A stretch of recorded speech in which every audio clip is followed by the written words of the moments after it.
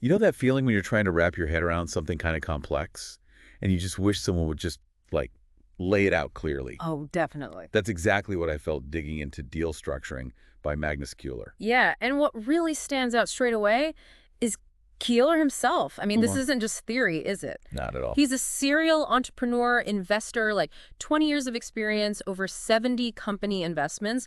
That real-world perspective, it just comes through. It really does. It feels grounded, you know, like advice from someone who's actually been in the trenches making these deals work. Hmm. And honestly, if deal structuring sounds a bit dry, Kjøller actually makes it, well, pretty engaging. He takes these complicated ideas and makes them feel manageable. Right. Accessible. Yeah. So for anyone listening who wants to get smart on making deals without drowning in jargon, this book seems like a great starting point. It's on Amazon, apparently getting loads of good reviews already. And I think the core idea, the philosophy behind it is really compelling too. It's not just about standard deals. He's trying to inspire, more creative ways to structure things so that everyone benefits, which for listeners wanting to learn fast, that's key, isn't it? Understanding principles to build better deals. Exactly.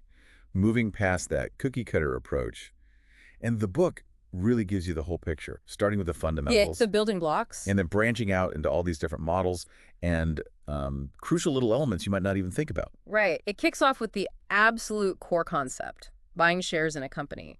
Simple idea, but understanding the details there is vital for everything else. Foundational. And from there, he walks you through the typical deal process, how things usually unfold. Yeah, and that usually starts with a term sheet, right? Though people call it different things. Oh, yeah. LOI, letter of intent, MOU, heads of agreement, commitment letter, loads of names. But the point is, it's that initial agreement, Yeah. mostly non-binding, kind of setting out the main points before the lawyers really dive in. Exactly. It's the roadmap.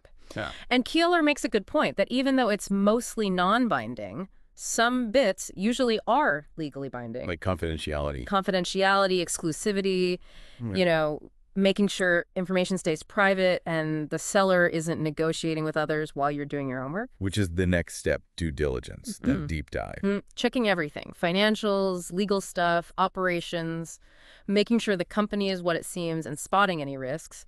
He mentions data rooms, too, for sharing all that info securely. Right. So you do your diligence, and then you get to finalizing the actual agreement. Precisely. The legally binding contract that locks everything down. Yeah. And Keeler highlights the key documents involved there. Like the shareholder agreement, the SHA. That's kind of the rule book for the owners, yeah. Yeah, basically. Yeah. Rights, responsibilities, how you make decisions, what happens if someone wants to sell shares. It's all in there. He uses that story, doesn't he? About Johnny missing out because he didn't have preemption rights. Really shows why that stuff matters. It's a great illustration. Connects the dots perfectly. Then you've got the Articles of Association. Which is more like the company's internal operating manual. Kind of. It covers the company's purpose, share structure, voting rights. Kjøller explains how it interacts with the SHA, which usually takes precedence for shareholder-specific stuff. Gotcha. And the subscription agreement. That's the investor formally saying, yes, I'm buying these shares under these specific terms, ties it all together. Okay, so those are the core documents. What about valuation? That always seems tricky. He tackles pre-money and post-money valuations head on. Calls them fundamental, but also, easy to get confused about. And potentially get taken advantage of if you don't understand it. Exactly. He emphasizes really grasping the difference. Doesn't he give an example like $100K investment at $500K pre-money versus post-money gives you different ownership? Yeah, a really clear example that shows the impact. Makes a big difference to your stake. He also points out, though, it's not relevant if you're just buying shares off someone who already owns them. Right, only when new money is coming in. And finally, in the fundamentals, he talks about share classes. Different types of stock with different rights. And he mentions his own preference, as a minority shareholder for maybe not just doing simple cash for equity without some extra provisions. Which kind of sets up the next part nicely. Yeah, it teases the more creative tools later on. Okay, so let's get into the really fascinating stuff. The different deal structure models. This is where you see it's not just one way to do things. Absolutely. The book is like a toolkit. He lays out so many options beyond just cash for shares, like milestone payment deals. Right, where you invest in stages. Exactly. Payments are tied to the company hitting specific goals, revenue targets, product launches, whatever you agree on. It aligns everyone and reduces upfront risk. He gives that example. Pay some now, pay more when they hit X revenue. Makes sense. Reward progress. Then there are deferred payment deals. Where the seller kind of finances part of the sale. Yeah. The buyer doesn't pay everything up front. It helps the buyer's cash flow and sometimes lets them offer a bit more overall because they can pay later out of future earnings. Interesting. And sweat equity deals, we've all heard of those. Giving shares for services. Web development, marketing help, mentoring. But the tricky part, as Kjøller notes, is valuing that service accurately. Always hard. How do you nail that down? Well, he brings in vesting schedules as a key tool there. You don't get all the equity at once. You earn it over time, making sure you stick around and deliver. Smart. Keeps people committed. Okay, what else? Debt for equity. Yeah, converting existing debt into ownership gives investors maybe a clearer path to a potential return. He also distinguishes secured versus unsecured debt, different risk levels. And related to that, convertible loans? Right. Debt that can turn into equity later, usually if certain things happen, like a funding round, useful structure. He also covers safes, simple agreements for future equity. Yep, another popular one for early stage investing. And option deals. Giving you the right to buy or sell later, but not the obligation. Exactly. Well He done. focuses on call options, the right to buy. It lets you watch a company for a bit before fully committing equity. Pay a bit for the option, see how they do, then decide. Seems like a cautious way to dip your toe in. It can be.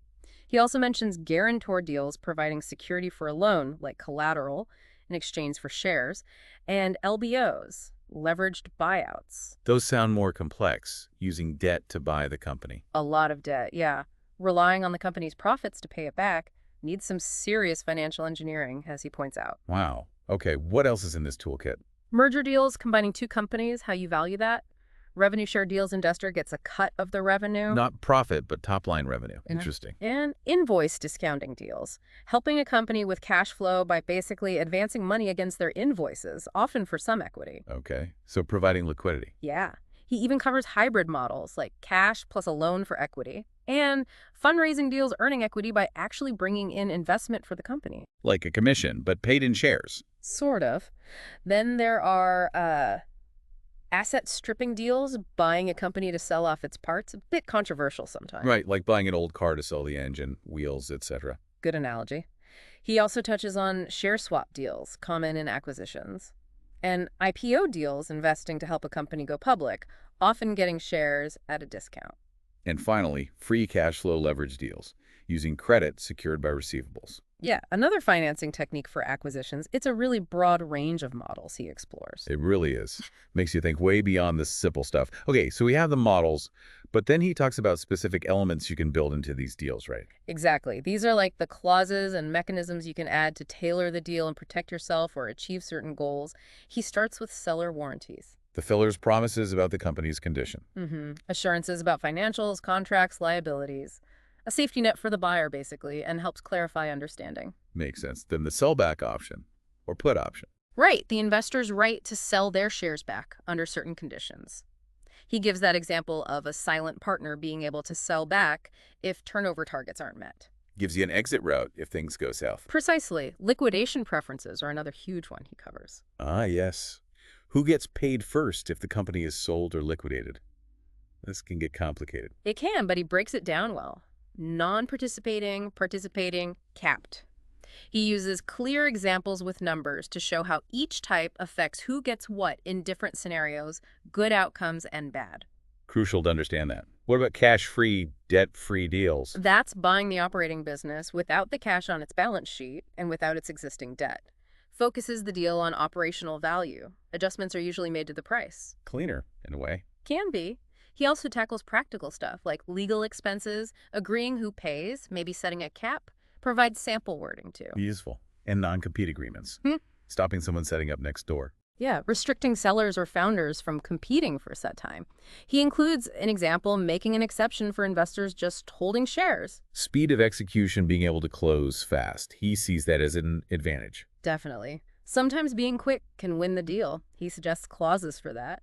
And vesting pools for employees, he really emphasizes this. Reserving shares for the team. Yeah, and crucially, setting it up before the investment comes in so the new investor isn't diluted by it later. Very important for key staff retention. Good point. What about retainers? Fees for ongoing advice or services, a way for advisors or investors to get some cash flow from the relationship. Again, example clause provided. He seems big on practical examples. Very much so. He also mentions buyback commitments, earmarked investments dictating how funds must be used. With consequences if they're misused. Sounds important. Very. Clauses for delayed delivery, the basic right to sell your shares, subject to things like right of first refusal, of course, and earnouts. Where part of the price depends on future performance. Right. Pay some up front, pay more later if the company hits certain targets, helps bridge valuation gaps, and keeps the seller motivated. Aligns interests. Makes sense.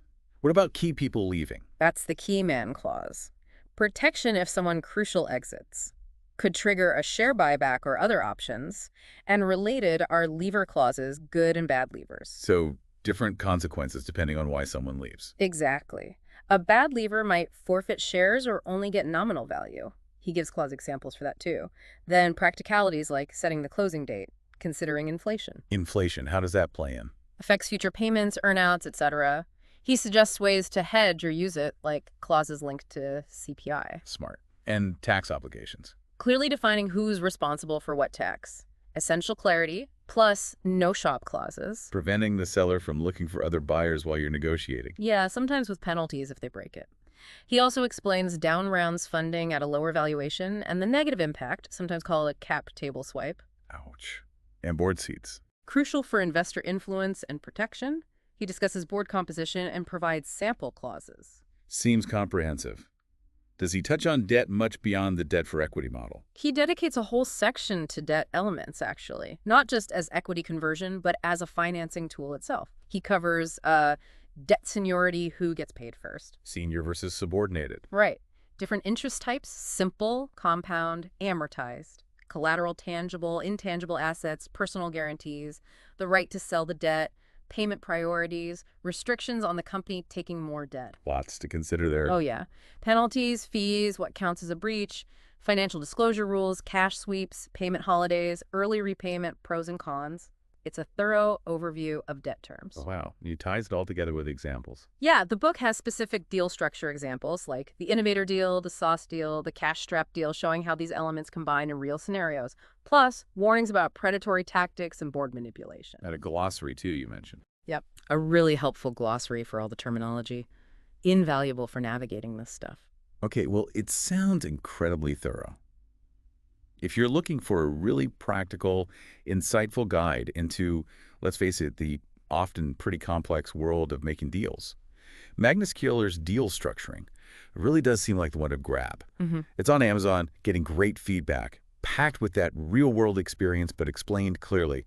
Whether you're actually prepping for a deal or just want to understand this area better, it sounds like a fantastic resource. It really does lay out the sheer variety of tools available. It underscores that great deal structuring isn't just about the numbers, it's about creatively using these different models and elements to find that win-win. Which leads us nicely to a final thought, really. Considering this huge array of structures and elements Kjøller presents, what kind of unconventional combination could you, listening now, maybe put together for a future opportunity? What might unlock a surprising win-win that others might miss? Definitely something to chew on.